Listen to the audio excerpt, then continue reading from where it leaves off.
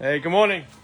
Neil here with the Off the Net Radio Show and my little thing called Who's Who in Santa Cruz. I'm here with my good friend this morning from the Joint Chiefs Band,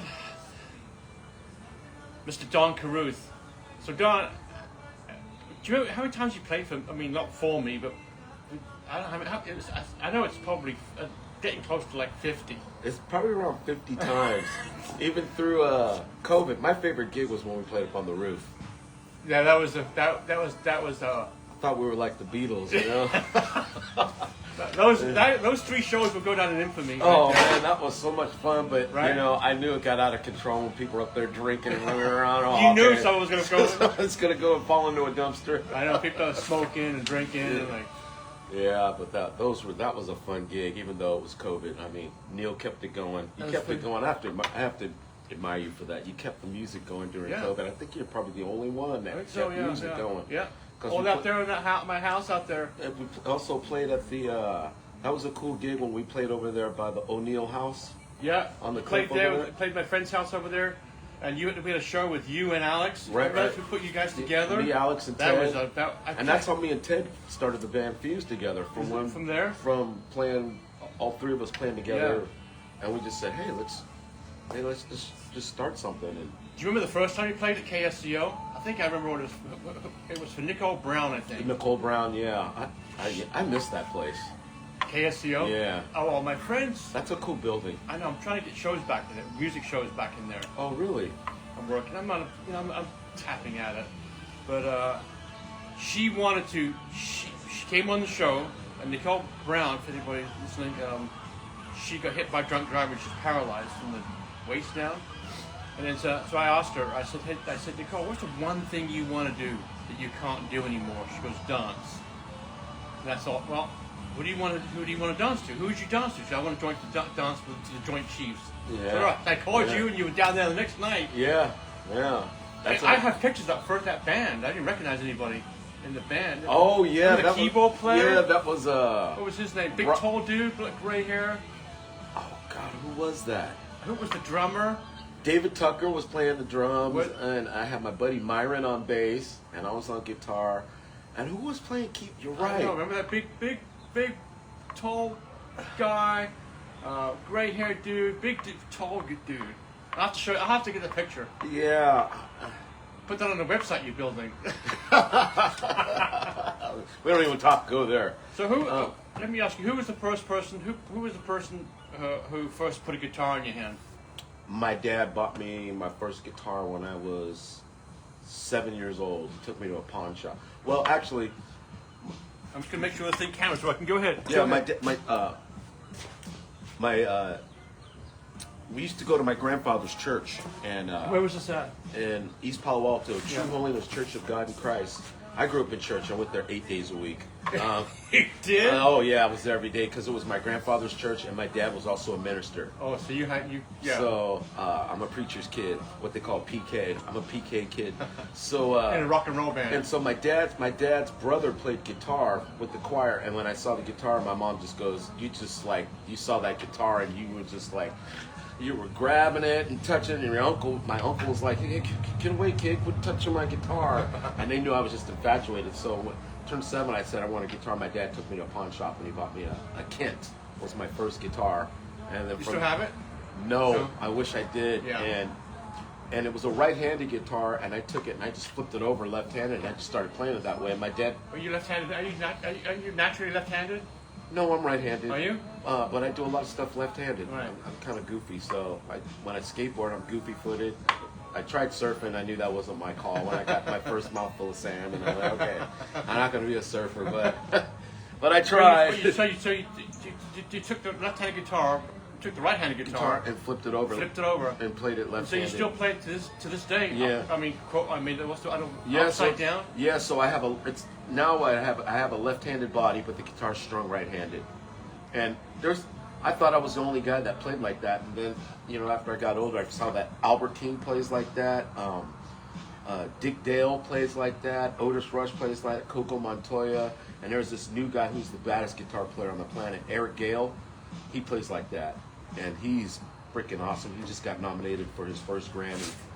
after his 19th album, he's been under the radar and he's finally getting his notoriety. Yeah. But he is freaking awesome. Yeah. And he's super humble. Yeah. Which is rare because I've done blues cruises and stuff when I played with Sister Monica, and I met some people and I'm all like, why is this guy such an asshole? But it's the way some people are. Yeah. So you've made it your living which high school did you go to? I graduated from Los Gatos High School. Oh, you did? Yeah. That's right. You lived in Los Gatos. Yeah. Right?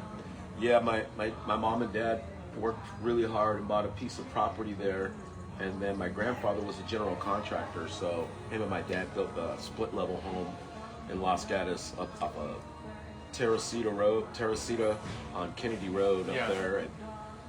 And little did they know when they bought that property my dad bought 2 acres up there. I don't think he knew that What it was going to be worth probably 2-point-something million now. Yeah. You know?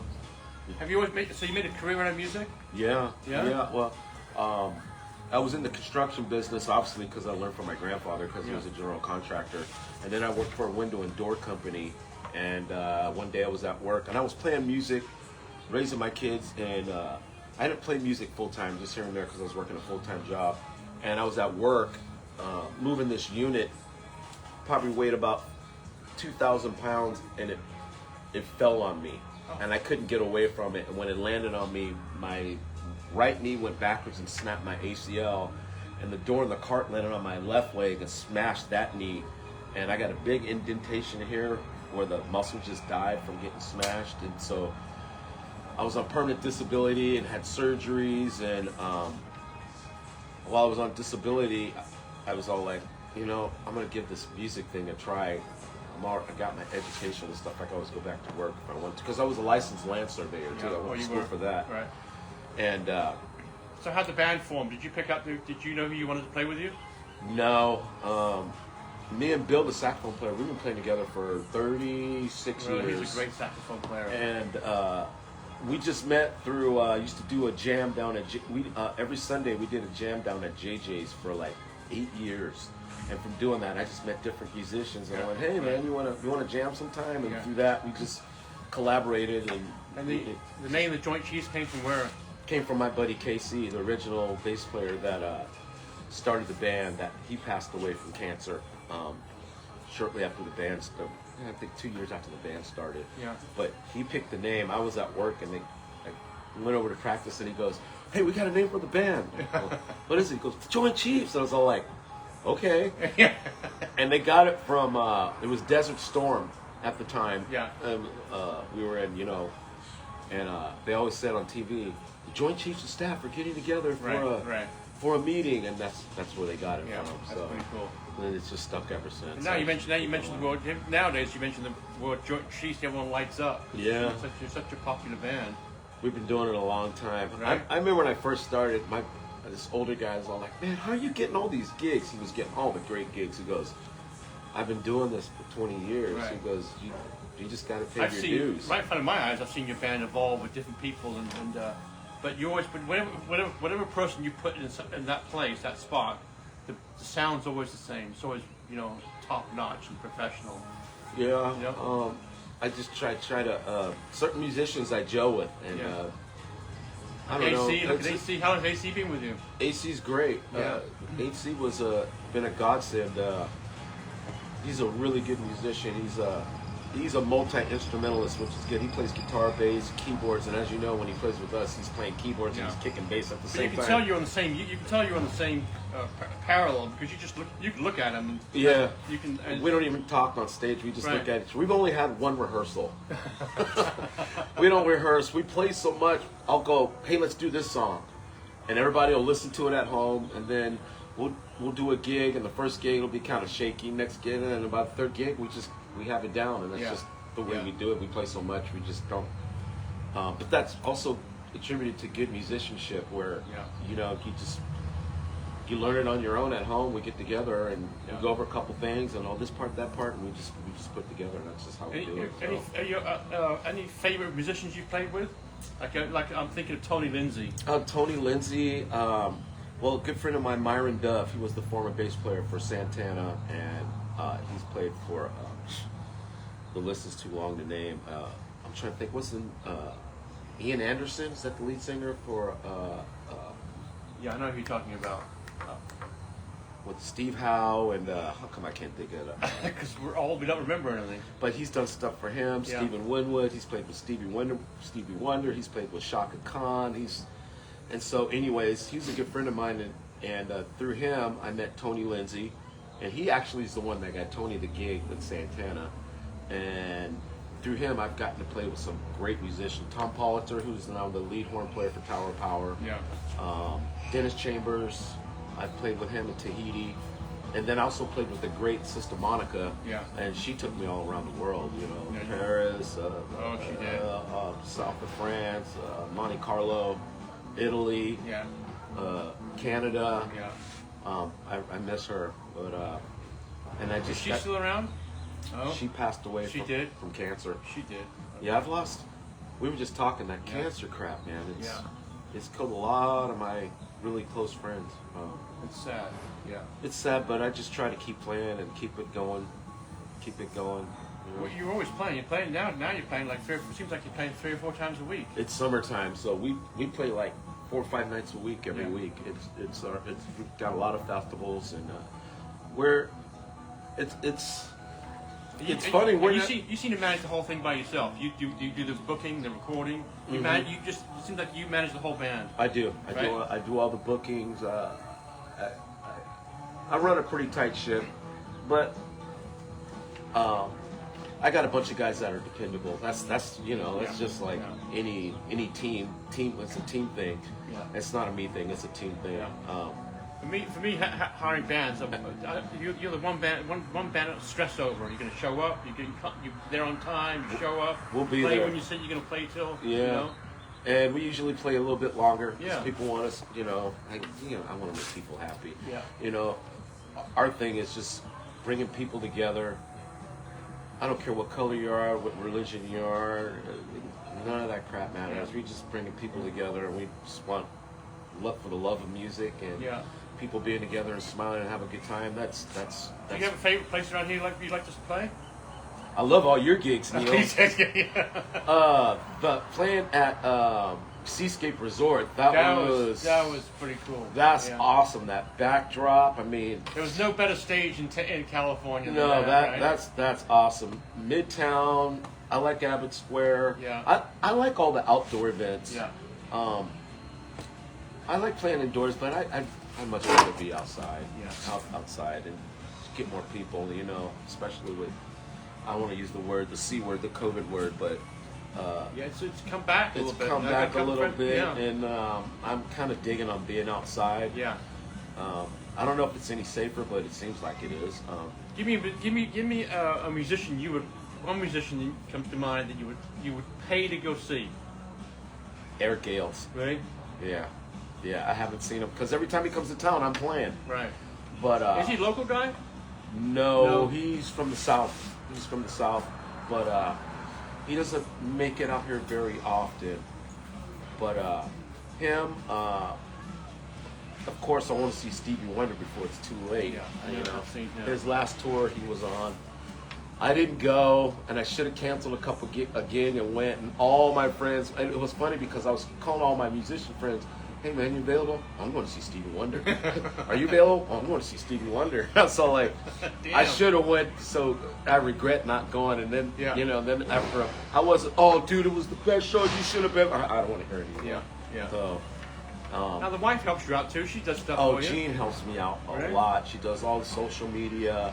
She keeps everybody informed because our website went down. Yeah. The company that hosted our website for the last 35 years went out of business, and so not just us, but anybody who was associated with them, Right.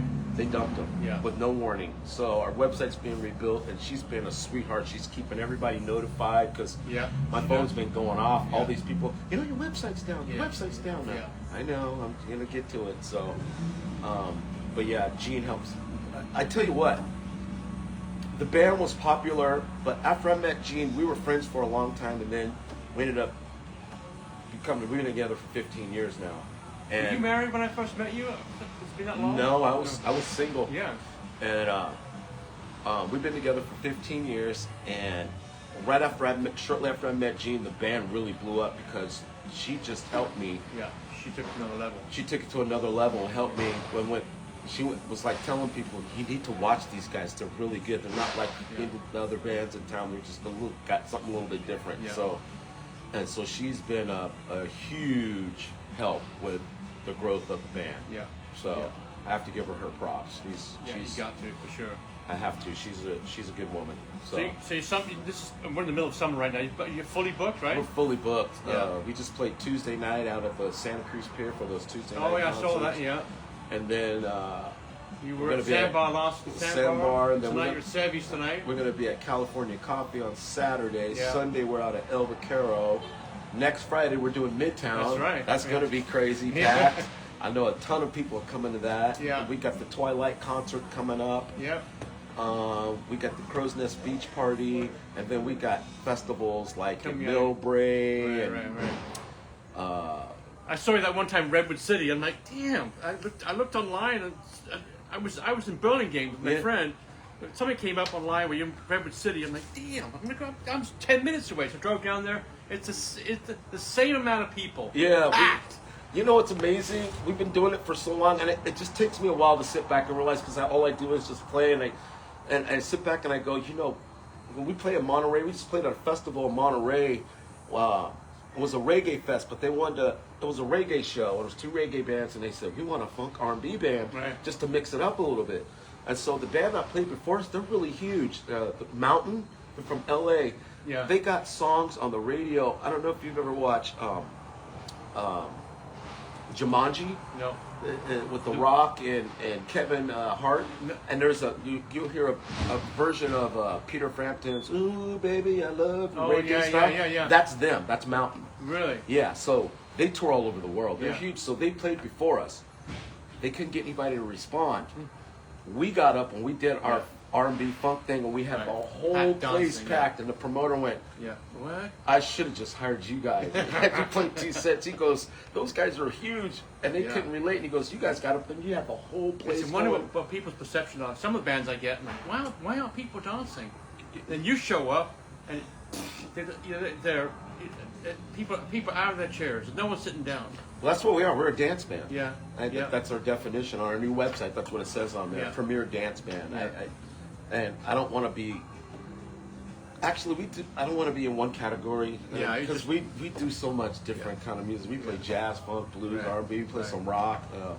But it amazes me when I look back. We're well known in Monterey. We're well known in Santa Cruz. Right. We're well known in San Jose. We're well known up in Redwood City. People know us in San Francisco. Yeah. I used to play in San Francisco a lot, but since cars are getting broken into and the parking and it's just gotten really crazy up there, I don't really play up there that much anymore. The neighborhoods I used to play in, they're not safe anymore. So I'll tell you one thing that I didn't perhaps change it, but it changed during COVID was having bands play earlier.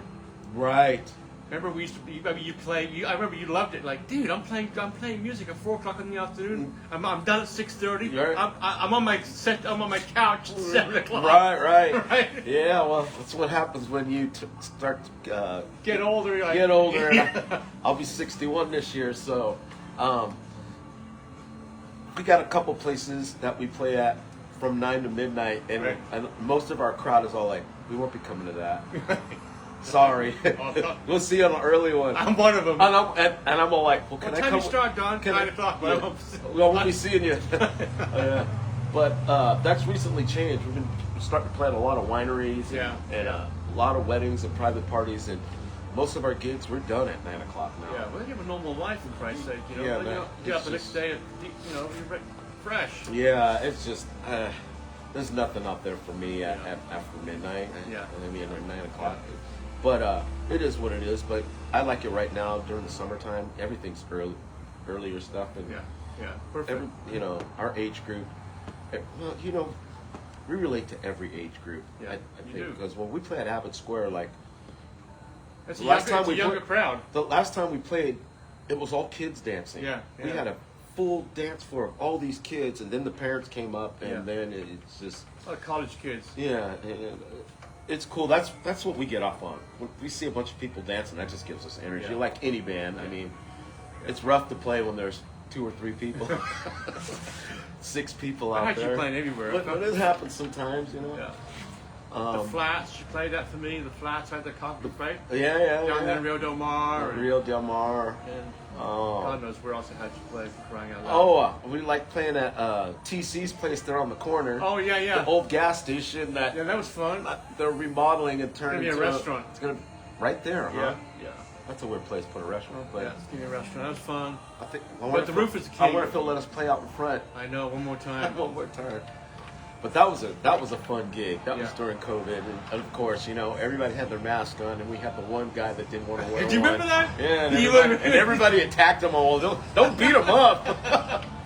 Oh my God. That was funny. That was funny, He's all, right. I'm not wearing a mask. Okay. Saxophone player doesn't have one on. Really, playing the dude? fucking He's playing the saxophone. I told Bill, put it on and cut a hole in it. Thanks for coming on the show, Don. Thanks, Neil. I'll see you next. Looking forward to next and Friday. I want to appreciate you. I mean, you guys are you make this town and a lot of people very happy. So. One thing I do want to say. Yeah. I want the people of Santa Cruz to know how lucky they are to have all this music here. It's unbelievable. All the bands that play here. Yeah. I'm not just talking about Joint Cheese. I'm talking about all the local bands. Yeah. A lot of these guys are my friends. Yeah. And just go out and support the music here Yeah. because you guys are so lucky. We're so lucky to Yeah. have all this music here because it's not like I've been a lot of places and they don't have they don't have music. They don't even have one band. And I see people that come to Santa Cruz and they're all like, "You guys are so lucky to have all this They music have the here." Bay Area. No. All the people they don't have it like we. No, they don't have. They don't have what we have. They don't have what we have. Even the guy from the Zoe from the Money Band that played from Monterey and Carmel Uh-huh. played for me last week. Yeah. Because we've always wanted to play Santa Cruz. We're real popular down in Monterey and Carmel. Always want to play, and he played. They were really good. Because, oh my God, you can tell the people are different. Yeah. They're knowledgeable about the music. It's a musical place here, Yeah. and everybody to know how lucky we are to have. We got classic rock, we got blues, we got reggae. It's all What do here. you tell a band? You say there's so many bands here, and I get emails every day. What do you tell a band? You just keep plugging away, plugging away. Just keep plugging away, man. Keep plugging You know, away. when we started out, we couldn't get any gigs. Yeah, because people call me and I go, I don't have any room. Our very first gig in Santa Cruz was at Callahan's, back when it was a biker bar. Down there? That was our very first gig in Santa Cruz. You walked in and went, oh. Steve Noble, who's still alive, good friend of mine. I just saw him not too long ago. He Yeah. was the owner of that, and then he owned Steve's Music World next to Marianne's Ice Cream right there on Ocean. Yeah. And he's retired, but he's still around. But he gave us our first gig, and then from there it just took off. So my final question to you is, I always ask everybody this. Please tell me your favorite Marianne's ice cream flavor. Oh, dude. And you and I don't live far from Marianne's. I know you, Okay. right? Do you remember what it is? It's the one that they serve at It's the What's the chocolate good- one. Chocolate one. 1020? It's ice cream that they serve at Manuel's. You know what Oh, at no, Manuel's? yeah, and yeah, you get yeah. the ice cream from Marianne. It's Yeah, the I don't chocolate know one which with one the chips in is it. it? Oh. I forget what it's called. That's Yeah. my favorite one. Perfect. Love Marianne's. Thanks, buddy. All right, thanks, Neil.